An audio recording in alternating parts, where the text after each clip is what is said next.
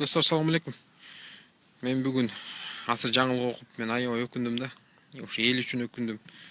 Өлкөбүз үчүн, мамлекетибиздин келечеги үчүн, ел келечекте келаткан муун үчүн ушул жерди бизге канын төгүп, аманатка таштап кеткен аталарыбыздын арбагы үчүн мындай өкүндүм да. Аталарыбыз бул жерди өзүнүн каны менен боеп, бизге таштап кеткен да. Ошону биз татыктуу көтөрө албай атабыз тилекке каршы. Бүгүн бир токтомго Садыр Жапаров кол койду. Депутаттардын айлыктары 25 миң сом болот экен, төрагасынын айлыгы 30 миң сом болот экен да. Соц тармактарды абдан уралап, кол чаап, рас болду, сооп болду, сонун болду, эң татыктуу болду, эң жакшы болду, акыркы убакта эң жакшы уккан жаңылыгым деп сүйүнүп атасыңар да. Достор, силер аябай эрте сүйүнүп атасыңар. Бул токтом парламентаризмге, депутаттыкка болгон чоң сокку, балталоо да. Эми элестетсеңер, 25 миң сом айлык алган депутат эл үчүн кызмат кылып береби?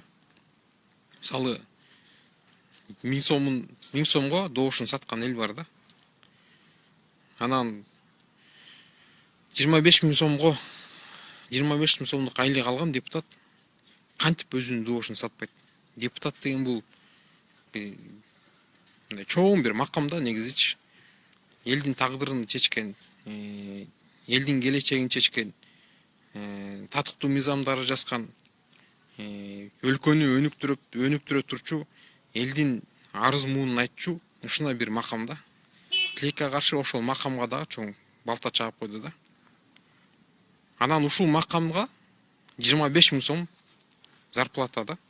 Элестетсеңер, силер деле бир депутат болуп калсаңар, эртең да, мисалы, анан 25 миң сом айлык алсаңар, силер кантип эл үчүн кызмат кылып бересиңер? 25 миң сом айлык алган депутат барып эле тиги добуштарын сатат, кечирип койгула. Просто чоң сокко болуп атат, достор. 30 жыл деп атып, биз 30 жыл мурун кайсы точкадан баштасак, азыр кайра ошол точкага келип калдык да. Ошол точкадан баштагантабыз. Карагалачы, бүт бардык сектордун баарында хаос болуп атат, анархия болуп атат. Тилекке каршы мен абдан өкүндүм ошону. Анан элдин ошого сүйүнүп атканына өкүндүм.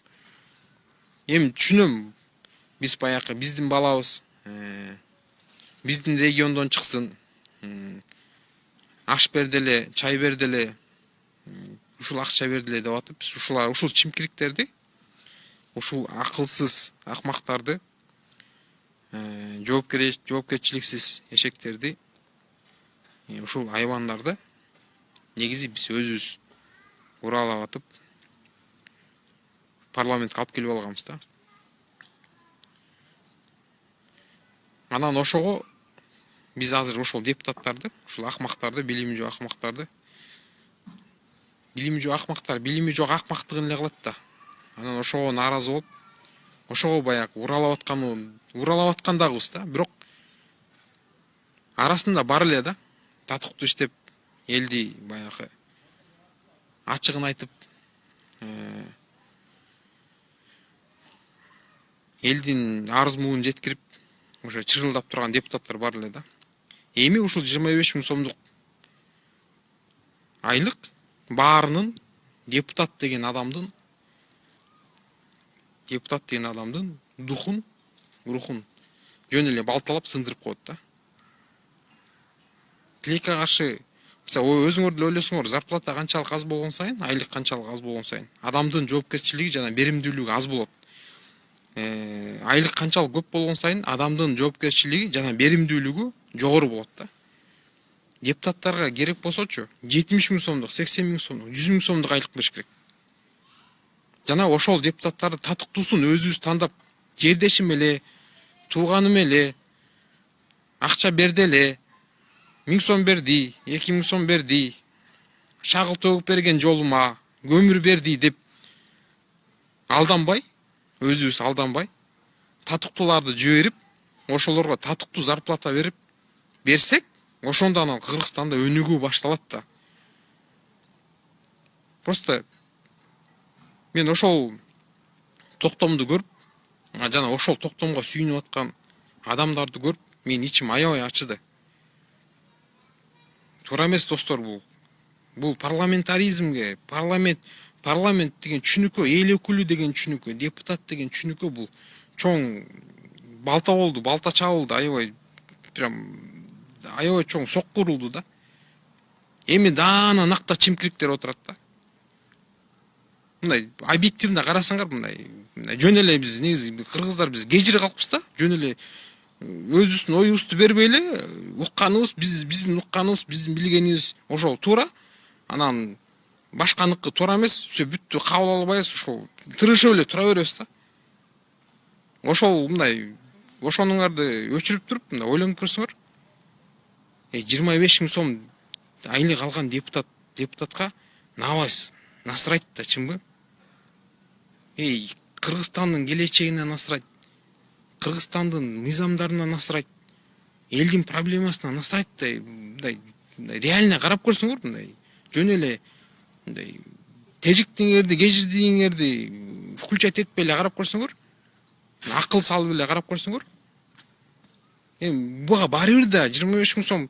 Мисалы, сиз деле жөнөкөй эле депутат, мен депутатты жөн эле койдум, жөнөкөй эле жумушта 25 000 сом алган адам ыраазы эмес го жумушуначы. Барып тигинсин урдап кетет, мунусун урдап кетет, шабашка кылып кетет, ошол сыяктуу го. Ана ошакта депутат деген бийликте отурган адам 25 000 сом алып атса, ошол элге кызмат кылып береби, достор? Мындай токтом вообще-то чыкпаш керек болчу. Просто бул токтом хайп да. Акыркы убактарда өзүнүн атын чыгаруу үчүн жасалган хайп. Акыркы убактарда жанагы шайлоонун аркасы менен баягы элден ошол шайлоонун ызычуусуна каршы жасалып аткан бир диверсиялардын бирөөсү да. Кечек Текебаевка кол салганды дагы баягы элдин баягы эмесин көңүлүн буруу да. Проблемалардан көңүлүн буруу. Азыр болсо ошол токтомду кол коюп койду. Мурун деле кол коюп койсо болот эле да. Чынбы? Бирок азыр кол койду, ошол жанагы шайлоодо ызычуу болуп аткан проблемалардан, ошолордон баягы элди алаксытуу максатында жасалып аткан нерсе да, бул хайп да. Тилекке каршы бул хайп элдин кызыкчылыгына каршы, өлкөнүн кызыкчылыгына каршы жасалып аткан хайп. 25 000 сом депутат алса, элестетсеңер, эми ошол депутат элге иштеп береби, жакшы иштеп береби, достор? Просто ошого ичим күйүп атат да. Депутат деген бул деген улуу мансап негизи. Просто биздин келесоо, биз өзүбүз шайлап алган келесоо чимкирик, билимсиз, акылсыз, саткын, чыкынчы акмактар ошол депутат деген макамдын авторитетин кетирип койгондуктан биз ошого сүйүнүп атабыз да, ошол чимкириктерге соп болуп деңизичи. Бирок арасында жакшы иштеп берчүлөр бар да. Ошолордун да духу сынып калып атпайбы ошонун аркасынанчы. Биз өзүбүз эле татыктуусун деле тандап берели да. Ошол, достор. Аябай ичим ооруп атат, ачыгын айтайын, аябай ичим ооруп атат. Акыркы убактарда туура эмес нерселер көп болуп кетти. Бул жөн эле тиги көчөдөн чыгып алып, жөн эле бирдемкелерди айтып атат деп ойлобогула. Мен деле баягы билимдүү адаммын, дүйнө жүзүн кыдырып келген адаммын.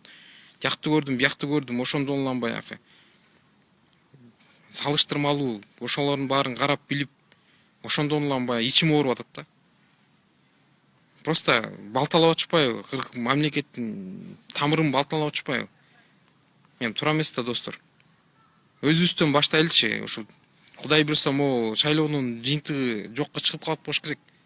Өзүбүздөн баштайлычы, акча бер деле, анан досум эле, анан укам эле, анан акам эле, анан тууганым эле, анан жердешим эле дебей эле, татыктуусун эле шайлап коелучу, ошол татыктуулар келсин.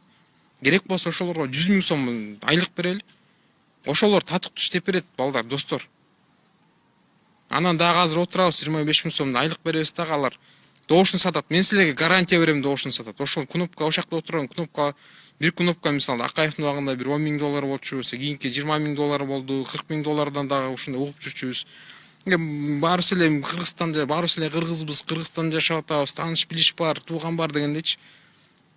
Азыр жөн эле ойлонбой эле кнопканы басат да. 25 000 сом айлык алган адам ойлонбой кнопканы басат да. Ошон үчүн сүйүнбөгүлө, достор. Бул өкүнөп турчу токтом. Кайгыра турчу токтом. депутаттар көбүрөөк зарплатага татыктуу. Ошон үчүн биз татыктуу депутаттарды тандап ошол жака жиберишибиз керек. Жакшы туруңла.